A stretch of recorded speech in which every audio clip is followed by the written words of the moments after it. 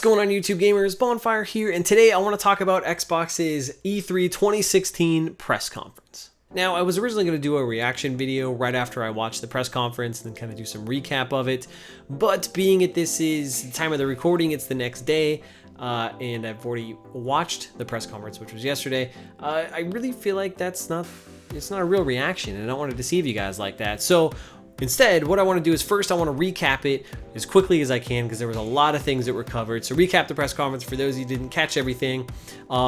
Then talk about what I thought about the conference and then some of my highlights and things that I liked and disliked about the conference.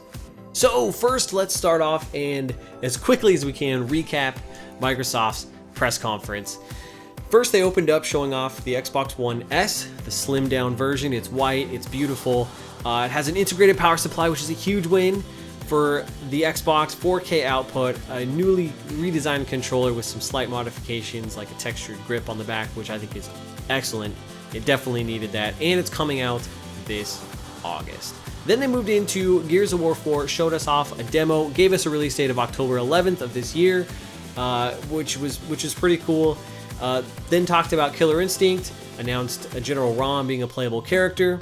Then moved to the announcement of Forza Horizon 3 with a trailer and some gameplay in there. That's coming out September 10th, 2016, which is exciting for racing fans. I know a lot of people really enjoy the Forza Horizon series, so look forward to that. Then they showed Recore, and we got a trailer with some gameplay in there. That's coming out September 15th of this year, which is really exciting. I'm very much looking forward to that game. Then they showed a really weird and prolonged Final Fantasy 15 demo. Where they did a Titan battle. That was a very stale part of the show. Then they talked about Division DLC, of course, because that comes first to Xbox One. Then showed Battlefield 1 trailer. Don't know why, it was the same thing we'd already seen, but again, that comes first. You can play that game first on Xbox One with EA Access. Then they took a moment to talk about some of the features that are coming to Xbox Live. So they got background music, which is coming. So I know a lot of people really enjoy that. Cortana is coming to Xbox One, so that's pretty cool if you want to use some of those cool voice commands. And then 3 new features, which they've got clubs on Xbox Live, looking for a group, and arena on Xbox Live. So some pretty neat things if you want to look for some new friends or kind of group up and stuff like that. So those are nice features, I think. Pretty cool there. Then Minecraft came out and talked about that Xbox One, PC, and mobile devices are going to be crossplay. Basically everyone but PlayStation. Slap in the face there. And then they're also doing an update to bring Realms to Xbox One. I don't fully understand what Realms is, but that's coming for all you Xbox and Minecraft players out there.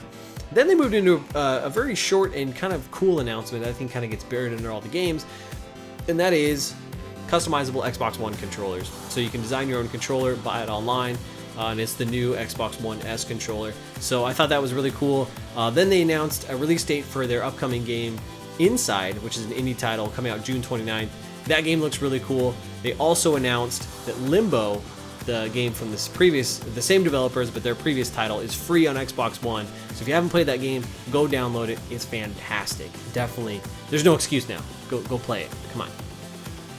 Then they moved into, that was a nice transition to ID at Xbox, where they showed a sizzle reel that had like Cuphead below, a bunch of other games. This kind of cool one called Bloodstained. Don't know much about that, but it really stood out to me. Then they moved in, continuing with indie games, to a demo of We Happy Few. And I'll get more on this game in just a little bit, but wow, it looks awesome.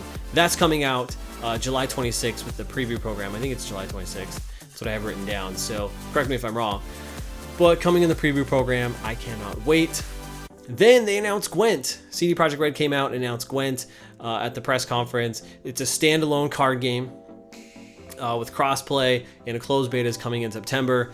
Then a big announcement, Tekken 7. I don't think really anyone really saw this one coming. At least I didn't. It was pretty surprising to me. That's coming in early 2017. And for gold members, Tekken Tag Tournament 2 is free for you to go download and play. So if you're into fighting games, that's for you. Then Dead Rising 4 was announced. Interesting thing about this one is I don't think it's an Xbox One exclusive, because they normally announce Xbox and PC exclusive or Xbox and Windows 10 exclusive. This one didn't have that. So I think that's really notable. That's coming in holiday 2016 for all you Dead Rising fans out there. Then they moved into a huge demo for Scalebound, which is coming in 2017. It was this big demo boss battle. That game does not speak to me whatsoever, but cool for you if you like it. Then they moved into Sea of Thieves. We got a pretty cool trailer, got to see some gameplay, and then they showed off a gameplay with people playing. I'll get more into that in a moment, but Sea of Thieves. After that, they announced State of Decay 2, the sequel to the first State of Decay, which is both on 360 and Xbox One. Trailer for that. Then they moved into Halo Wars 2, obviously, and everyone saw this one coming. Official release date is February 21st, 2017, which I thought was interesting because it's not holiday this year, like they had originally announced. Got pushed out a little bit. And there's a beta right now if you want to go and download it. So if you're interested in that, go download that.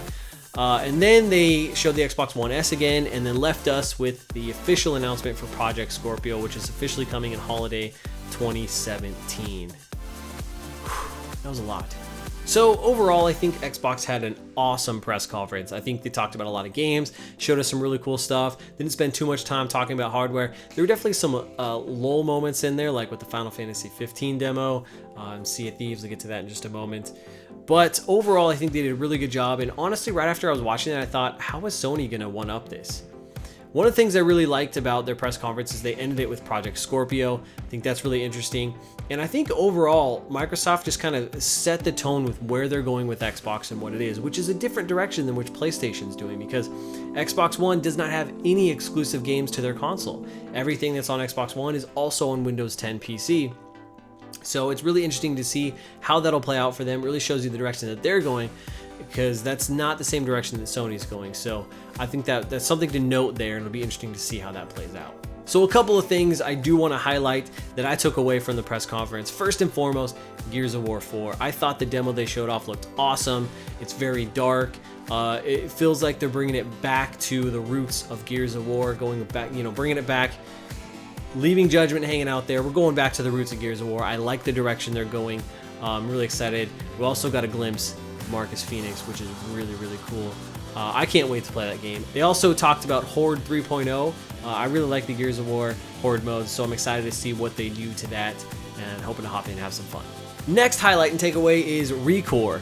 Even though we didn't get to see a bunch of this game, we finally did get to see some gameplay, and it's not what I expected, gotta be honest. It's a third-person perspective. There's a lot of shooting and platforming, and it really reminded me of the Lost Planet. I don't know if you ever played that game or any of them. I only played 1 and 2, but the way the character moves in that gameplay looked very similar to Recore. I still think it looks fascinating. It looks fun. It looks like a game that I can just go and enjoy. So I'm really excited for that one and can't wait to play it. Next highlight was We Happy Few. And this game, again, had a huge BioShock feel to it. It looked heavily influenced from BioShock. It was super creepy, and that little gameplay that they showed off just has me hooked. I want to play this game. This game was not on my radar until I saw it and got those BioShock vibes and kind of got a glimpse into what that story is. I am sold on this game. If you haven't checked it out, go do so, because I think this game is going to be awesome. Next highlight I want to touch on is Sea of Thieves. And I want to touch on this one because both good and bad takeaways from it. The good is of what they did show of the game. It looks beautiful, and I think this game is a really cool concept, being a pirate and going exploring, getting treasure and all this stuff. I definitely think there's some potential with this game from what I've seen, and the gameplay looks like it can be a lot of fun. However, when they moved into the gameplay, they had these community players, I don't know if they were YouTubers or Twitch streamers or whatever, playing the game, and it was so cringeworthy. They were just so loud and obnoxious, and I don't know where they got these people, but I'm sorry, you ruined that. Like, that whole segment was just terrible, so bad. It was so cringeworthy. Again, the gameplay itself looks interesting, and I'm curious to dive into that. Hopefully they do a demo of some sort, but watching those guys was not a great way to sell that game. Next highlight is the custom controllers. I mentioned that they announced custom controllers, and I thought this is going to get lost with all the game announcements, but I think this is really cool. Being able to design and customize your controller. This is the one I made that I'm thinking about buying. I would love to know your thoughts on what you think about it. If you should say my gamertag or Gamecite, try to use the Gamecite colors there. But I really like this feature, and I think it's something that I wish Sony would do. Sony, get on this. People like to have customized things. They will pay extra money for it.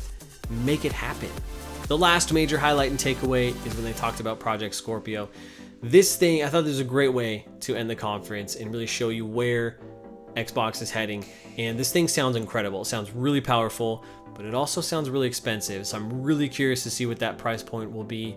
And one of the key things that they had mentioned was they want to move into a world of gaming where there's without generations, and I quote, they said without generations, and I thought that's a key takeaway, because I think that's telling of where they're trying to go, to where there isn't, you know, Xbox 360, Xbox One generation. It's just, you've got all these consoles that will be periodically upgraded moving forward. So it's a really interesting time to be a gamer right now, especially a console gamer like myself. So we'll see, but great way to end the conference. I'd say my biggest disappointment was that we didn't get a Cuphead release date. I want to play this game, we didn't get it. That tells me that maybe the game's having a little bit of trouble, some trouble development and trying to add some of those platform sections. We'll see, but there you guys have it.